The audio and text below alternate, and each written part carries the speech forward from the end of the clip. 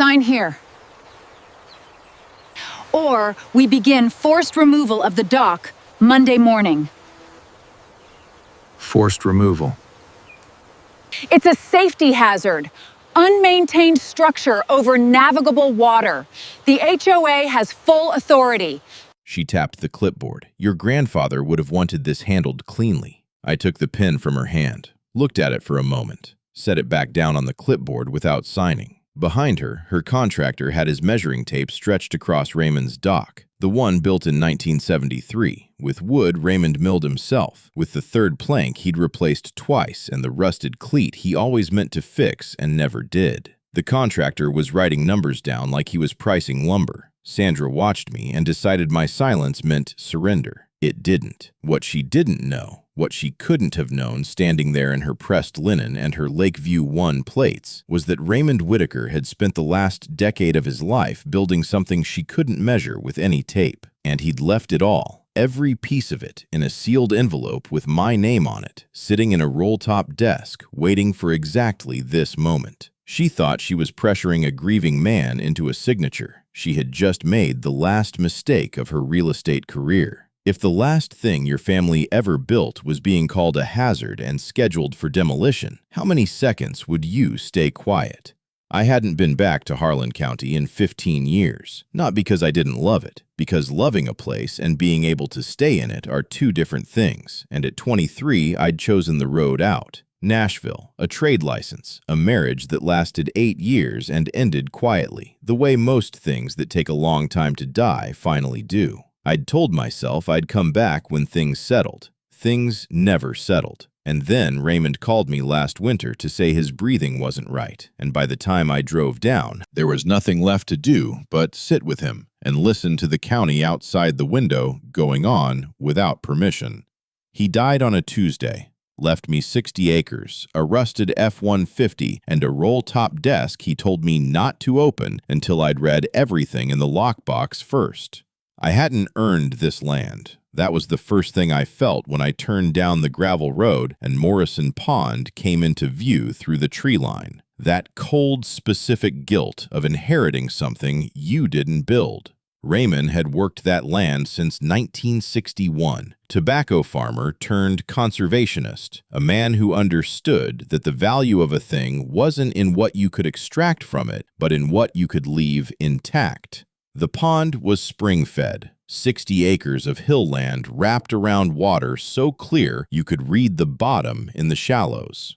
Raymond had stocked it himself, largemouth bass, bluegill, a few channel cat he'd hauled in from a hatchery 2 counties over. He'd built the dock the summer after my father was born, milled the lumber from trees he'd cleared himself, set the posts by hand in water up to his chest in early April. I knew the dock the way I knew his hands. The third plank always gave a little underfoot, not unsafe, just familiar. The rusted cleat on the near post had been there since before I could remember. There was a spot at the far end, southern-facing, where the morning light came off the water at an angle that made everything feel briefly possible. Raymond used to sit there before sunrise with a thermos of black coffee and a rod he barely used. He wasn't fishing, he was just being near something that had stayed itself. The summers I spent here as a boy, 9, 10, 11, I'd wake before he did and walk down to the dock in bare feet to wait for him. The wood was always cool in the morning. The pond smelled like iron and moss and something alive underneath.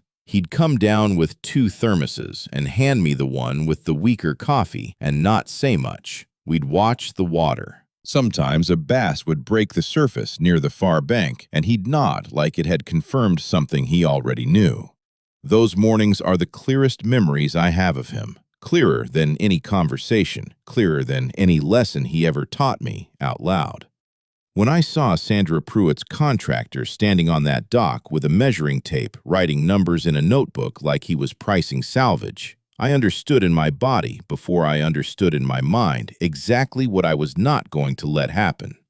Is there a place you carry with you everywhere, not in photographs, but in the weight of your feet when you walk back to it? Raymond Whitaker never talked about legacy. That word would have embarrassed him. What he talked about was responsibility. Quiet, specific, unglamorous responsibility. The kind that meant you checked the fence line before you checked your phone, that you knew where your property corners were and why, that you didn't let paperwork slide, because paperwork was how people lost things they thought were permanent. He'd grown up watching families in Harlan County lose land they'd held for generations, not to disasters, not to floods or fires, but to small surrenders. A signature here, a missed tax payment there, a handshake deal that never made it to a deed.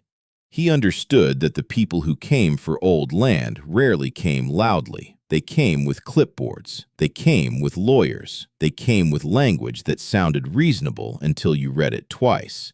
He'd told me once, I was maybe 14, we were fixing a section of fence along the east boundary. Cole, the land doesn't care who loves it. It goes to whoever holds the paper.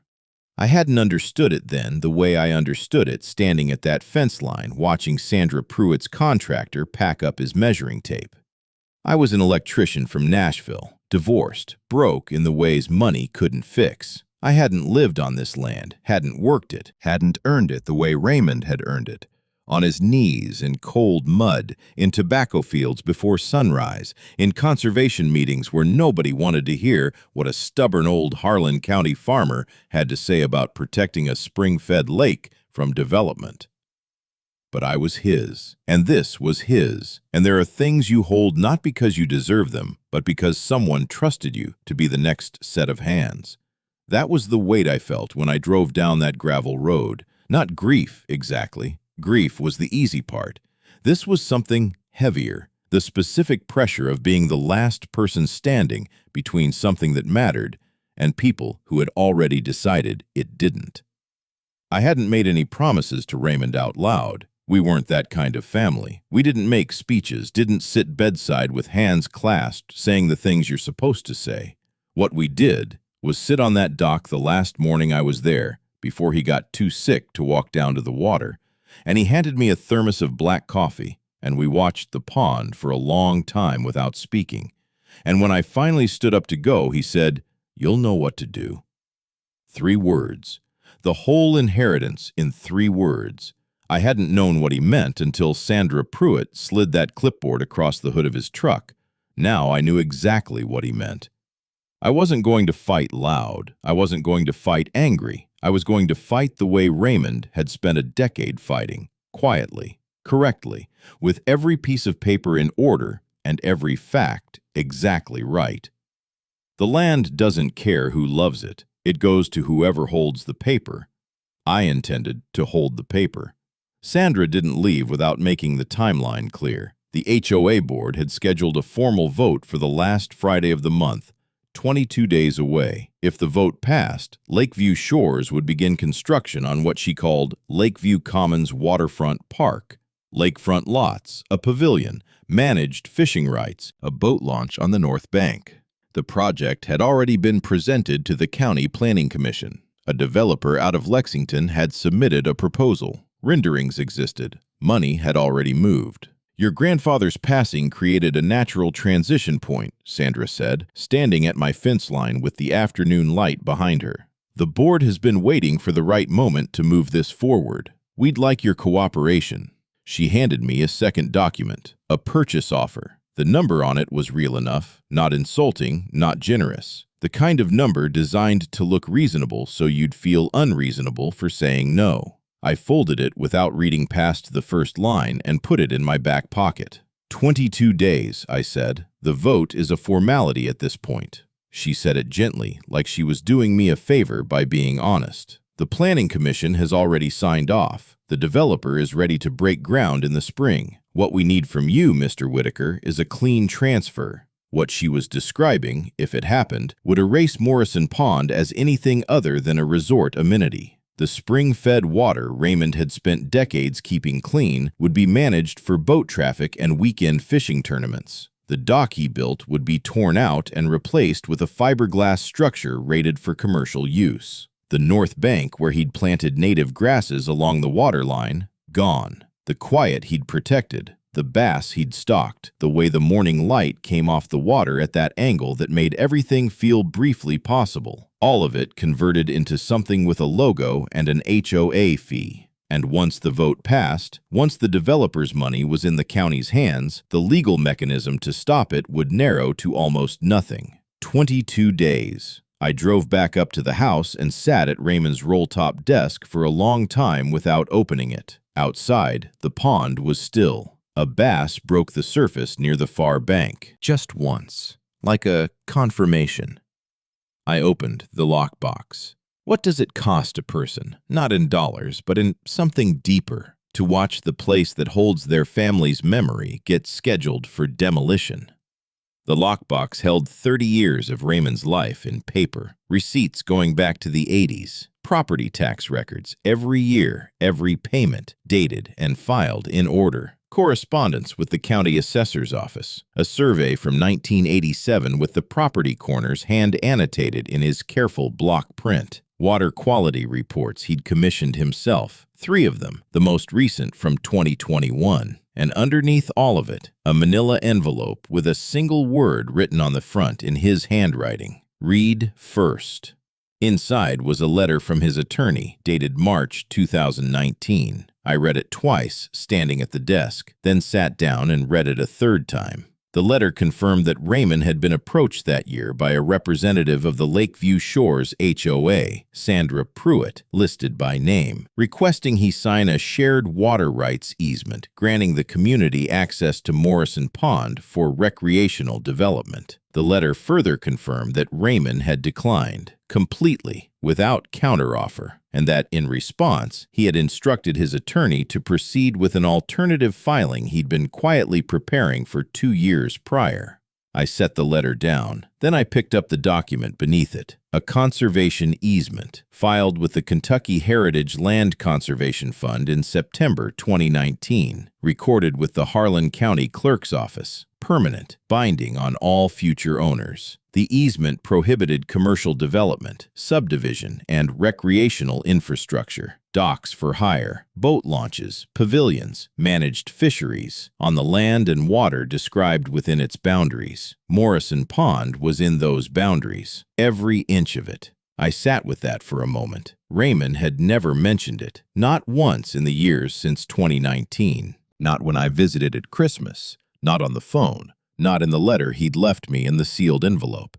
He'd simply done it, filed it, recorded it, and put the paperwork in the lockbox in the order he wanted me to find it. What hit me wasn't relief.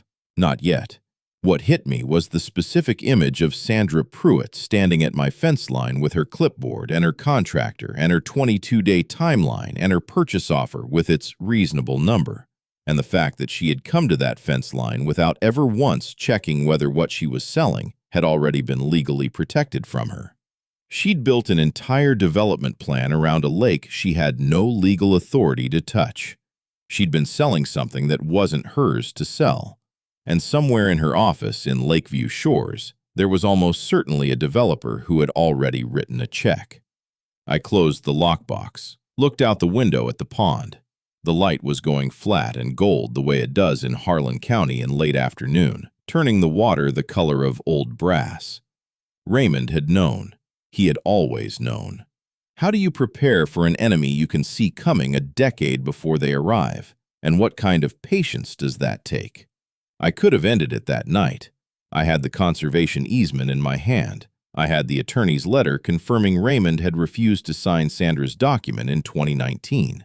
I had 30 years of clean title, paid taxes, recorded surveys. I could have called Sandra Pruitt's office the next morning, read her the easement filing number, and watched the whole project collapse before it reached the County Planning Commission a second time. I didn't. Not because I was uncertain. I was completely certain. The paperwork was airtight. Raymond had made sure of that. What I was uncertain about was whether showing my hand too early would give Sandra enough time to find a workaround, to bury the damage quietly, to spin the story before anyone else could hear it straight. She had a husband on the county commission. She had a developer with money already in motion. She had 200 HOA residents who believed they were weeks away from a waterfront park. People with that much momentum don't stop when you wave a document at them privately. They find lawyers. They find delays. They find ways to make a clean legal fact look complicated enough that a grieving man from Nashville might decide it's easier to settle. Raymond hadn't built his defense to be used quietly in a phone call. He'd built it to be used where it couldn't be walked back. So I made a choice. I put the conservation easement back in the lockbox. I called Raymond's attorney, a man named Gerald Kraft, 64 years old, Harlan County his whole life, the kind of lawyer who kept paper files because he didn't trust clouds. And I told him I'd found everything and I needed 3 weeks. Gerald was quiet for a moment. Then he said, "Raymond said you'd call. He said give you whatever you need." I asked Gerald one question. Was the conservation easement fully recorded and unambiguous? "Recorded September 12, 2019, Gerald said. "Harlan County Clerk, Book 847, page 211. I filed it myself. It's as permanent as the limestone under that pond." I thanked him and told him to be available on the last Friday of the month. Then I did something that felt strange given what I was holding. I called Sandra Pruitt's office and told her assistant I was still reviewing the purchase offer and would have an answer before the board vote. Let her think I was weakening. Let her think grief was doing its work. Let her stand at that podium on the last Friday of the month believing she had already won. Raymond had spent a decade being underestimated by people who looked at his land and saw an old man with an old farm. He'd turned that underestimation into the sharpest legal instrument in Harlan County. I figured I could manage 3 weeks. Is it weakness to stay quiet when you're holding the answer, or is it the highest form of patience? Sandra's playbook revealed itself over the following 10 days. First came the health code notice, a letter from the county sanitation office, filed anonymously, Gerald confirmed, claiming Morrison Pond's runoff posed a contamination risk to adjacent properties. The letter cited no specific measurements, no test results, no named inspector, just a complaint number and a deadline to respond. 2 days later, a man named Gary showed up at the gate in a truck with a magnetic sign reading Bluegrass Environmental Solutions. He had a clipboard, they always had clipboards, and a quote for emergency lake remediation, $4,000. He needed access to the property immediately to prevent further violation. I asked Gary for his state certification number. He gave me one. I wrote it down, thanked him, and called the Kentucky Division of Water that afternoon. The certification number belonged to a retired inspector in Bowling Green who had never heard of Bluegrass Environmental Solutions. I wrote that down too. Then came the noise complaints, 3 of them, filed through the HOA's community portal, claiming construction noise from my property during early morning hours. I hadn't run a single power tool since I'd arrived. I documented the dates and times with photographs of the property, silent, unchanged, exactly as I'd found it. Then my insurance carrier called. Someone had contacted them suggesting my dock was an uninsured liability over navigable water and recommending a policy review. My agent, to his credit, told me immediately who had initiated the inquiry. He used the phrase unusual pressure and asked if I needed anything documented. I told him yes, document everything, date and time, keep the records. What Sandra was running was a classic accumulation strategy. Not one decisive blow, but a dozen small frictions designed to exhaust a grieving man into the path of least resistance. Each complaint alone was manageable. Together, they were meant to feel like the world was telling you to let go. The thing she didn't understand about Raymond Whitaker's grandson was this. I'd grown up watching a man repair fence in the rain because a thing worth keeping was worth keeping in bad weather. I kept adding to the folder. How many small cruelties does it take before silence stops being patience and starts being complicity? I spent day 11 at the Harlan County Clerk's office, not because I needed to. Gerald had already confirmed the easement filing. I went because I wanted to hold the physical record in my hands. I wanted to see Raymond's name on the document in the county's own system, stamped and indexed and permanent in a way that no clipboard and no accumulation strategy could touch. The clerk, a woman named Patrice who had worked that office for 19 years, pulled book 847, page 211, without being asked twice. She set it on the counter and stepped back. I read through it slowly. Raymond's signature at the bottom, notarized, witnessed, Gerald Kraft's filing stamp, The Kentucky Heritage Land Conservation Fund's recorded acceptance. Every boundary of Morrison Pond described in precise legal language, meets, bounds, compass bearings, the spring source on the north bank called out specifically. Patrice watched me read it. When I looked up, she said, "Your grandfather came in himself to confirm the recording, sat right where you're standing, said he wanted to make sure it was done right." I thanked her and asked for a certified copy. She made 3 without being asked. On day 13, I drove to Lexington and sat across a desk from a federal land use attorney named Miriam Cho, who Gerald had recommended and who spent 40 minutes reviewing the easement, the attorney's letter from 2019, my documentation of Sandra's campaign, the fake environmental consultant, the fraudulent certification number, the insurance inquiry, the noise complaints, and the purchase offer Sandra had handed me at the fence line. Miriam set everything down and looked at me over her glasses. "The easement is clean," she said. "Unambiguous, permanently recorded. No HOA covenant overrides a conservation easement filed with a state land trust and recorded at the county level. She cannot develop this lake. She cannot sell access to it. She cannot compel you to remove structures that predate her HOA's existence." She paused. "What concerns me more is the fraudulent consultant and the insurance pressure. That's a pattern." "I know," I said. "I have dates, names, and documentation for all of it." Miriam looked at me the way people look at you when they revise their first impression. "Your grandfather," she said, "was a very careful man." "Yes," I said, "he was." I drove back to Harlan County on day 14 with 3 certified copies of the easement, Miriam's card, and 11 days left on Sandra's timeline. I sat on the dock that evening until the light was gone. The water was still. The rusted cleat was exactly where it had always been. Is there a difference between preparing to fight and preparing to reveal the truth, and which one takes more discipline? On day 15, Sandra stopped being subtle. A crew of 4 men arrived at 7 in the morning with a flatbed truck and a hydraulic lift. They parked on the Lakeview Shores side of the fence line and began unloading materials for what appeared to be a boundary marker installation. Concrete posts, orange construction fencing, a surveyor's tripod. One of them walked to my fence line and began photographing my dock from multiple angles without asking permission or announcing themselves. I walked down and asked who'd hired them. "Lakeview Shores HOA," the crew lead said. "Survey work." "This is private property," I said. "You're photographing structures on private property without consent." He shrugged. "We're on the easement side." There was no easement on that side. I knew it. He either didn't know it or didn't care. I photographed the crew, the truck, the license plate, the equipment, and the time on my phone, then called Gerald. Gerald called the county sheriff's office. A deputy arrived within the hour, reviewed the property line, and asked the crew to cease. They packed the tripod but left the concrete posts stacked at the fence line, a message more than a material. That evening, a formal letter arrived from a law firm in Lexington I didn't recognize, representing the Lakeview Shores HOA. It cited the fabricated health code complaint, referenced the unresolved environmental remediation, and stated that if I failed to bring the property into compliance within 7 days, the HOA would seek a court order compelling access for remediation purposes. 7 days.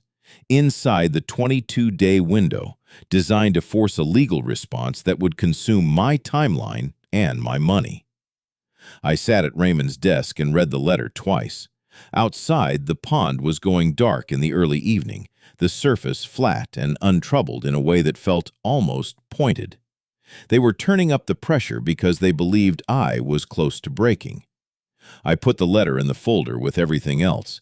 The folder was getting thick. 6 days until the board vote. 6 days to hold the line. I went down to the dock and sat in the spot where Raymond used to sit. The wood was cool. The water didn't move. I held the line. On day 17, Sandra came herself. No contractor this time. No clipboard. Just her and a woman I didn't recognize who turned out to be the HOA's communications director, a title that apparently meant she took notes and nodded at everything Sandra said. Sandra stood at my fence line in the late morning light and told me she wanted to have a frank conversation.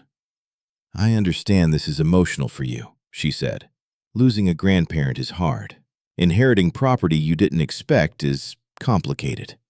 I want you to know the board has genuine sympathy for your situation." I didn't say anything. "But I have to be honest with you, Mr. Whitaker, because I think you deserve honesty." She gestured toward the dock, toward the pond, with the particular wave of someone indicating a problem they've already solved in their head. "What your grandfather built here, the dock, the property, it hasn't been maintained properly in years. The dock is a liability. The pond has runoff issues that affect the entire community. These aren't personal criticisms. These are objective realities." Still, nothing from me. "The community has invested significantly in this area," she continued. "Our residents have property values to consider. What exists on your side of that fence line right now, and I say this with respect, is holding this entire corridor back. A weathered dock, an unmanaged lake. It's not 1973 anymore." She paused, letting that land. "Your grandfather was a fine man, I'm sure, but what he left behind is an obstacle, not an asset. The kindest thing you could do for yourself, for your family's memory, for this community, is let us turn it into something people can actually use." The communications director was writing things down. I looked at Sandra Pruitt for a long moment, at the careful hair and the pressed jacket and the expression of patient reasonableness she'd clearly practiced, at the way she'd said 1973 like it was a diagnosis, at the way she'd called Raymond's dock an obstacle, at the way she'd used the phrase "your family's memory" like a tool to pry something loose. She had just called the dock Raymond built with his own hands, the dock where he handed me my first thermos of coffee on a cold April morning when I was 9 years old and the bass were just starting to move, an obstacle not worth keeping. She said it like it cost her nothing. It was the most expensive sentence she ever spoke. "I'll have my answer for you at the board meeting," I said. "Friday." She smiled, the kind that meant she'd already spent the money. When someone reduces a lifetime of love and labor to the phrase, "It's not 1973 anymore," what exactly are they revealing about themselves? The law firm's letter was the opening Sandra needed to escalate beyond the HOA. 2 days after her visit, Gerald called to tell me the firm, Aldridge and Morrow, Lexington, had filed a formal complaint with the Harlan County Environmental Enforcement Office, referencing the fabricated health code violation and requesting a mandatory inspection of Morrison Pond within 72 hours. The complaint cited Kentucky Administrative Code, listed 3 specific regulatory violations, and was written with enough technical precision to suggest someone with real environmental law experience had drafted it. This wasn't Gary from Bluegrass Environmental Solutions with a magnetic sign on his truck. This was a firm with 4 partners and a litigation history. Gerald was calm about it. "They're trying to manufacture a regulatory record," he said. "If they can get an official inspection that produces even a minor finding, a notation, a recommendation, anything, they use it to argue the property is a community liability. It gives Sandra political cover with her board and legal cover with the developer." "Can they get a finding?" I asked. "Not from this pond," Gerald said. "Raymond had it tested 3 times. The water's cleaner than half the municipal supplies in this county, but an inspection takes time to schedule and respond to, and time is what they're buying."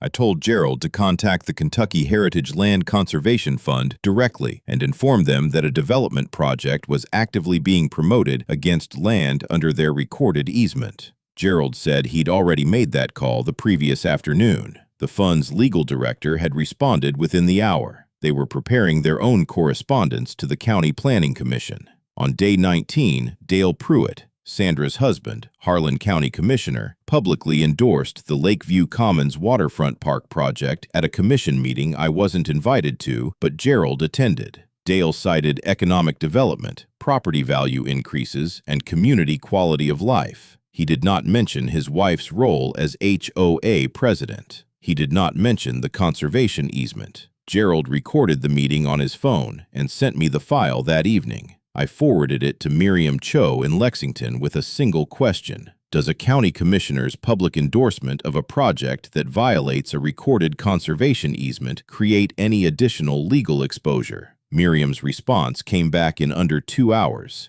Yes, significantly, especially when combined with the fraudulent consultant, the insurance pressure, and a developer who has accepted funds for land he cannot legally develop. I'd like to bring in a colleague from our federal practice. Are you available tomorrow morning? I was available. The colleague's name was Thomas Abernethy. He worked federal fraud cases. He asked me precise, unhurried questions for 90 minutes and at the end said he wanted to review the full documentation before the board meeting. I overnighted him the folder, the thick one, the one that had been growing since day one, with the certified easement copies, Gerald's recordings, the fake certification number, the insurance inquiry documentation, the law firm's complaint, and Dale Pruitt's commission endorsement. The system Sandra had recruited to pressure me was real.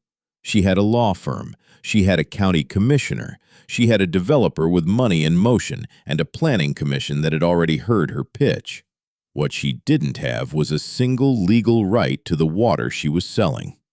2 days until the board meeting. The folder was in federal hands. Raymond had spent a decade building the wall. I just had to hold it for 2 more days. When power and money align against one person standing on their own land, what is the only thing that can stop it? The night before the board meeting, a truck pulled up my gravel road just after 7. I didn't recognize it at first. An old Silverado, dark green, mud on the running boards. The man who got out was in his 70s, heavy set, moving carefully, the way men move when their knees have been telling them something for years. He took his hat off when he reached the porch. His name was Earl Begley. He'd farmed the land 2 properties east of Raymond's since 1978. He and Raymond had shared a fence line for 45 years and, by the look of him standing there turning his hat in his hands, something that had been weighing on him longer than he wanted to admit. I brought him inside and poured coffee and let him find his way to it. "I knew about the easement," he said finally. "Raymond told me when he filed it, asked me to be a witness, which I was." He looked at the table. "When Sandra started coming around after Raymond got sick, talking to people on the road, saying the lake project was already settled, that the Whitaker land was going to be part of it. I should have said something then. I didn't want the trouble." He looked up. "Raymond was my friend for 45 years. I owed him more than I gave him." I told Earl I had the easement. I told him I had Gerald, Miriam, and Thomas Abernethy, and that everything was ready for tomorrow.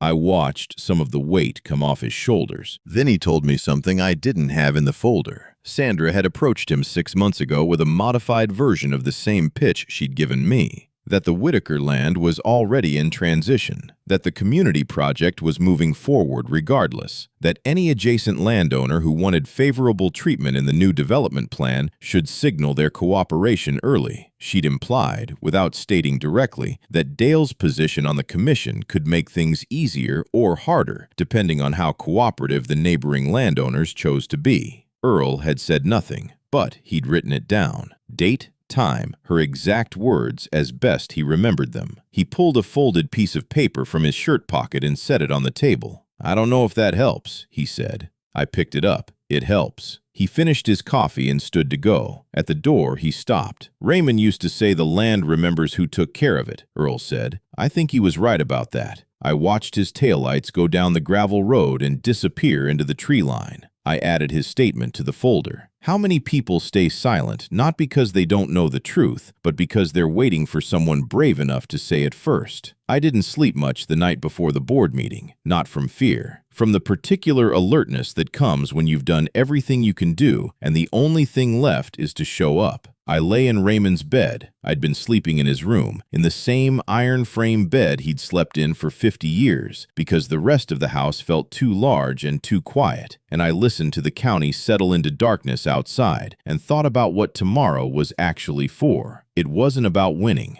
I'd already won, in the legal sense. The easement was recorded. The title was clean. Sandra had no authority over Morrison Pond and never had. In a purely technical reading of the situation, I could have let the board vote pass, watched the developer try to break ground, and stopped them in court within a week. But that wasn't what Raymond had built this for. He hadn't filed that easement so I could win a lawsuit. He'd filed it so the lake would still be there, clean, quiet, spring-fed, full of bass he'd stocked himself, after I was gone, after whoever came next was gone, after the Lakeview Shores HOA had dissolved and Sandra Pruitt's Range Rover had long since turned to rust. The conservation easement wasn't a legal weapon. It was a promise made to the land itself. What tomorrow was for was making sure Sandra couldn't quietly regroup, couldn't find a different angle, a different county contact, a different version of the project with a cleaner paper trail, couldn't whisper to her board that there'd been a technical setback, but the vision was still alive. What tomorrow was for was ending it, publicly, completely, and on record, the way Raymond had ended it privately, completely, and on record in 2019. I got up before dawn and walked down to the dock. The air was cold and smelled like iron and moss, and the particular stillness that comes before a county wakes up. I sat in Raymond's spot at the far end, southern-facing, and watched the water go from black to gray to the first pale color of morning. A bass broke the surface near the far bank, the same hour, the same unhurried confirmation. I thought about the summer I was 9, the cool wood under bare feet, the thermos he handed me without ceremony, the way he'd look at the water like it was enough, like sitting next to something that had stayed itself was its own complete answer to whatever the world was asking. I thought about what he'd said the last morning we sat here together. You'll know what to do. In 4 hours, 200 people would be sitting in the Lakeview Shores Community Center waiting for Sandra Pruitt to announce the groundbreaking of a waterfront park built on land she had no legal right to touch. I knew what to do.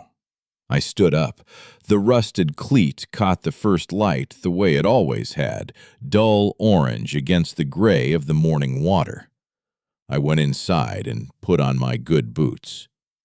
What does it feel like to walk towards something knowing that everything your family built is riding on what happens next?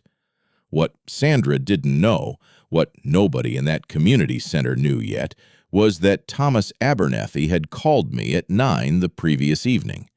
He'd finished reviewing the full folder, all of it.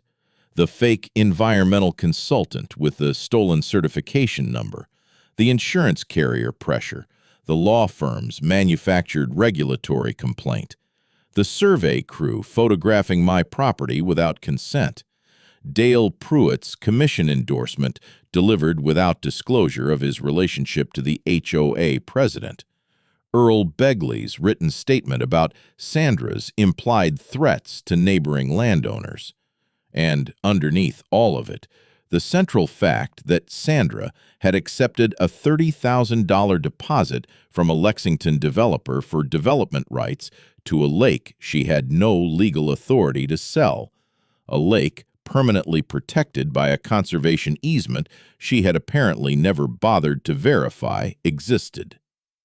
Thomas had been quiet for a moment on the phone. Then he'd said, "Mr. Whitaker, what you have here isn't an HOA dispute.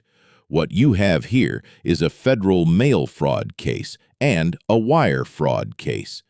The deposit alone, soliciting funds for a transaction she knew or should have known was legally impossible, that's the core of it.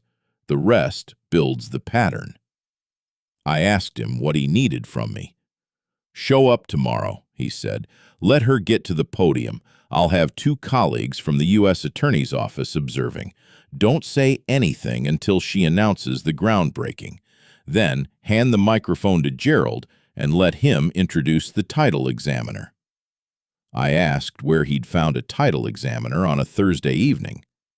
"Patrice, from the Harlan County Clerk's Office," Thomas said. "She called Gerald this afternoon, said she'd been waiting for someone to ask." I thought about Patrice setting book 847, page 211 on the counter without being asked twice. Raymond had sat right where I was standing. He'd wanted to make sure it was done right. It was done right. The final piece I hadn't fully understood until Thomas walked me through it was the timeline of Sandra's knowledge. The HOA's own records, subpoenaed by Thomas's colleagues the previous week, showed that Sandra had received a title search summary from her real estate attorney in early 2020, 7 months after Raymond filed the conservation easement. The summary had flagged the easement as a recorded encumbrance on the property. Sandra had received it, signed the acknowledgement page, and filed it in the HOA's administrative records. She had known about the easement for 3 years. She had known it existed when she approached Earl Begley with implied threats. She had known it existed when she handed me the purchase offer at the fence line. She had known it when she stood in front of the County Planning Commission and presented the Lakeview Commons waterfront park as a viable project. She had known it when she accepted $30,000 from a developer for rights she could not transfer. This wasn't ignorance. This was a calculated bet that a grieving electrician from Nashville wouldn't know to look in a roll-top desk. Raymond had known she would make that bet. He had built the answer to it in 2019 and put it in a lockbox and written my name on an envelope and waited. The patience of that, the cold, deliberate, decade-long patience of it, sat with me the whole drive to the community center. What does it mean to love something so much that you spend 10 years building its protection before the threat even fully arrives? The Lakeview Shores Community Center held maybe 220 people comfortably. When I arrived at 10 minutes to 7, every seat was taken, and people were standing along the back wall.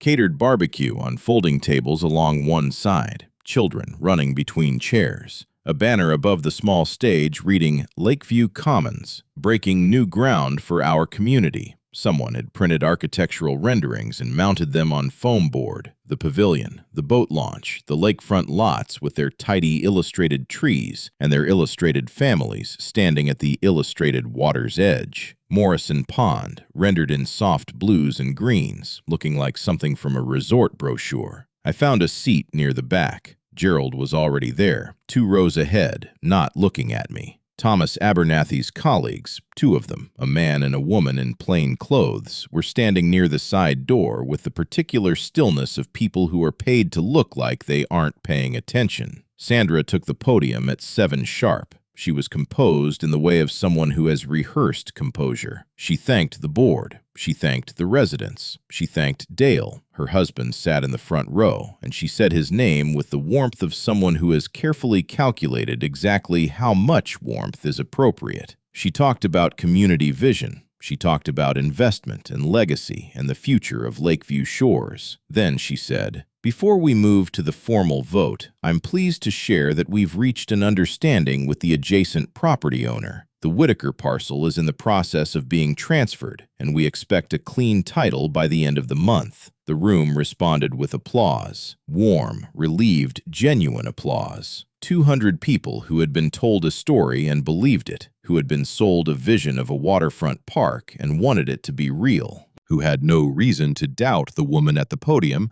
because she was their neighbor and their HOA president and the wife of their county commissioner, and she was standing up there with architectural renderings and a catered barbecue and the absolute confidence of someone who had already spent the money.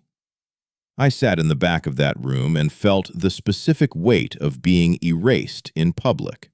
Not because I was losing. I wasn't losing. I knew I wasn't losing. But because 200 people were applauding the announcement of something that wasn't true. And in that moment, the truth was still in my jacket pocket, and Raymond's dock was still 2 miles away in the cold morning dark, and Sandra Pruitt was at the podium accepting credit for a transaction that had never happened and would never happen. I thought about him sitting at that desk in 2019, writing his name on the conservation easement. Alone. Nobody applauding. Nobody in the room but Gerald and a notary and the particular stubbornness of a man who had decided that doing the right thing quietly was still doing the right thing.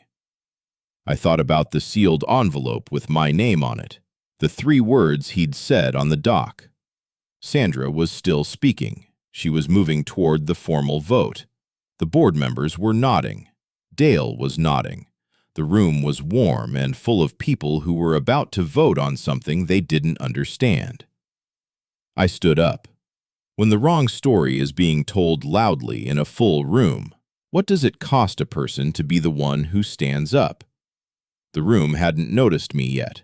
Sandra was mid-sentence, something about construction timelines, and I was standing in the back row with my jacket on and my good boots and the certified copy of a conservation easement folded in my inside pocket. And for one moment, before anyone turned around, I wasn't in the community center at all. I was 9 years old on that dock. April. Cold enough that my breath showed. Bare feet on wood that was cool and slightly rough and absolutely solid under me, the kind of solid that only comes from something built by hand by someone who intended it to last. The pond was flat and gray and smelled like iron and moss and the particular aliveness of water that comes from underground, from limestone, from a source that has been moving since before anyone alive could remember. Raymond came down from the house with 2 thermoses. He didn't call for me. He just came, the way he always came, unhurried, certain, wearing the same canvas jacket he wore every morning from October through May. He handed me the smaller thermos without looking at me, the way you hand something to a person whose presence you take completely for granted, which is the deepest form of welcome I have ever known. We sat. The water didn't move. A bass surfaced near the far bank, and Raymond nodded once, the way he nodded at things that confirmed what he already believed. He never told me he loved me in so many words. That wasn't his language. His language was thermoses and early mornings, and the way he'd let me hold the drill when I was 9, and the way he'd filed a conservation easement in 2019 so that whoever came next would still be able to sit on this dock and watch a bass break the surface and feel, for at least that moment, that something in the world had stayed itself. That was his language, the whole of it. 30 years of quiet, deliberate love expressed entirely through the protection of a place so that it could go on being itself after he couldn't. Sandra had called it an obstacle. She'd called the dock he built with his own hands a liability. She'd called the pond he spent 40 years protecting an unmanaged lake. She'd called the land he loved and stewarded and legally shielded at his own expense, in his own time, without ever asking for recognition. She'd called it something holding the community back. She had looked at the fullest expression of who Raymond Whitaker was and seen an eyesore. I was done being quiet about that. I walked toward the front of the room. Is there any lonelier feeling than watching someone reduce an entire life's love to a line item and knowing that only you can say what it really was? The room noticed me when I was halfway down the center aisle, not all at once. A few heads turning, then more. The way attention moves through a crowd when something unexpected enters its field. Sandra saw me when I was about 6 rows from the front. Her expression didn't change. She was too practiced for that. But she stopped mid-sentence for exactly 1 beat before continuing. "Mr. Whitaker," she said, recovering smoothly, gesturing toward me with the open hand of someone who is prepared for this. "I'm glad you could join us. As I was just telling the community, we're pleased that the transition of the adjacent property is moving forward."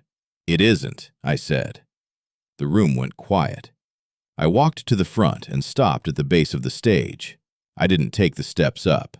I didn't need the elevation. I turned and faced the 200 people in that room, the families, the retirees, the children who had stopped running, the board members in their folding chairs, Dale Pruitt in the front row with his expression just beginning to shift, and I spoke clearly enough for the back wall to hear. "My name is Cole Whitaker. Raymond Whitaker was my grandfather. He owned the 60 acres and the spring-fed lake you've been looking at in those renderings for the past 20 minutes. I paused. "No transfer is in progress. No agreement has been reached, and Morrison Pond cannot be developed by this HOA, by any developer, by anyone, because it has been permanently protected under a conservation easement filed with the Kentucky Heritage Land Conservation Fund and recorded with the Harlan County Clerk's Office in September 2019. I heard the shift in the room. Not chaos, something quieter and more serious than chaos. I nodded to Gerald. Gerald stood and introduced Patrice. Patrice from the Harlan County Clerk's Office, 19 years of service, who had pulled Book 847, page 211, without being asked twice, and who now walked to the front of the room carrying a certified copy of the recording and read the legal description of the easement into the microphone in the steady, unhurried voice of someone for whom documents are sacred things. When Patrice finished, the room was very still. Sandra had not moved from the podium. She was holding its edges with both hands, and her expression had gone through several things and arrived at something I could only describe as the look of a person who has just understood the full length of the drop beneath them. The board wasn't aware of any easement," she said. Her voice was controlled, but thinner than it had been. "We conducted due diligence. Your attorney sent you a title search summary in February 2020, I said. It flagged the conservation easement as a recorded encumbrance. You signed the acknowledgement page. That document is in your HOA's own administrative files." I looked at her. "You've known about this easement for 3 years." The silence that followed was a different kind of silence, the kind that comes when 200 people recalibrate simultaneously. Gerald stepped forward again and addressed the room directly, not as an attorney making arguments, but as a Harlan County man who had lived here his whole life and who now explained in plain language what a conservation easement meant, why it was permanent, why no HOA covenant could override a recorded state land trust filing, and why the Lakeview Commons waterfront park, as presented, was legally impossible and had been legally impossible since September 12, 2019. A board member in the second row, a man I didn't know, older, who had been sitting with his arms crossed since I'd walked in, raised his hand and asked the question the room needed asked. Did the developer know about the easement when he submitted his proposal? Gerald looked at me. I looked at Sandra. She didn't answer. Thomas Abernathy's 2 colleagues chose that moment to move from the side door toward the front of the room. They didn't rush. They didn't need to. The movement itself said everything. One of them addressed Sandra by name, produced identification, and informed her that the U.S. Attorney's Office had been investigating a complaint related to the solicitation of funds for a real estate transaction involving land under permanent conservation protection. She was advised of her rights in front of 200 of her neighbors in the community center she had run for 11 years, beneath the banner that read, Lakeview Commons, breaking new ground for our community. Dale Pruitt stood up from the front row, sat back down. The architectural renderings on their foam boards caught the overhead light and held it. Those illustrated families at their illustrated water's edge, soft blues and greens, a resort brochure version of a lake that belonged to limestone and bass, and a man who had loved it for 60 years and had made absolutely certain it would still be itself long after he was gone. I didn't feel triumphant. I want to be honest about that. What I felt was tired and certain and something close to sad. Not for Sandra, but for the 200 people in that room who had wanted something real and been handed a fiction, who had applauded a transfer that had never happened and would never happen, who had been used as audience for a fraud that had been running for 3 years. I turned to face them one more time before I left. Morrison Pond is staying, I said. It was protected before most of you moved here. It'll be protected after all of us are gone. My grandfather made sure of that. I paused. He didn't do it to be difficult. He did it because he understood that some things are worth more intact than developed. And he was right.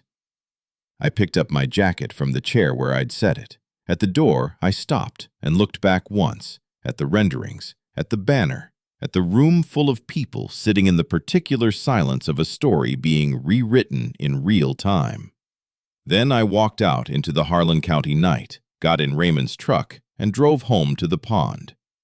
When the truth finally stands up in a full room, does justice sound like an argument, or does it sound like a door closing quietly on everything that was wrong?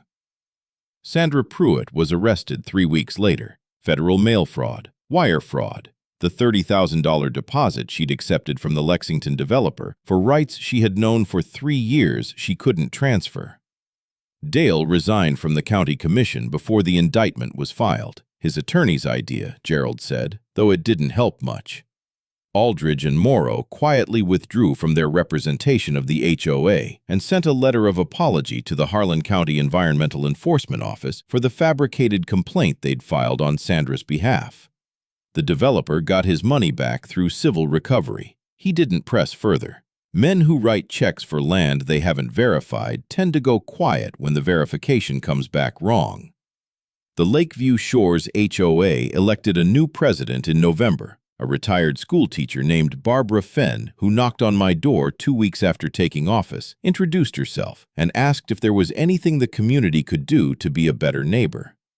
I told her the fence line was the fence line, and I'd appreciate it if people asked before they measured things. She laughed. We shook hands. That was the end of it. I stayed. That surprised me more than anything else. I'd driven down expecting to sort out an inheritance and drive back to Nashville, back to the electrical work and the quiet apartment and the life I'd built from the parts of myself that hadn't required much tending. Instead, I found myself, 6 months later, still in Raymond's house, still sleeping in the iron-frame bed, still walking down to the dock before sunrise with a thermos of black coffee. I fixed the third plank. I left the rusted cleat exactly where it was. Gerald helped me set up a partnership with a local conservation nonprofit. The nature program runs on weekend mornings from May through September, county kids mostly, learning to identify native species along the bank, learning to fish the way Raymond fished, catch and release, quiet and patient and without expectation. They come down the same gravel path I walked as a boy. The wood is cool under their feet. The water smells like iron and moss. Some mornings I sit at the far end of the dock, southern-facing, before they arrive. The light comes off the water at that angle that makes everything feel briefly possible. A bass breaks the surface near the far bank, and I nod, the way Raymond nodded, the way that means, yes, this is still here, this is still itself. I think about the envelope with my name on it, the lockbox, the 3 words on the dock. He hadn't left me a victory. He'd left me a lesson already won. The lesson that the most powerful thing a person can do for the people they love is to build something that outlasts them. Not loud, not celebrated, just permanent, just true. Just standing in the county records under a filing number in a book on a shelf in an office where a woman named Patrice has worked for 19 years and knows exactly where to look. The rusted cleat catches the morning light the same way it always has. I pour the coffee. I watch the water. I stay. What is the greatest inheritance one person can leave another, the thing they owned, or the lesson already built into how they protected it?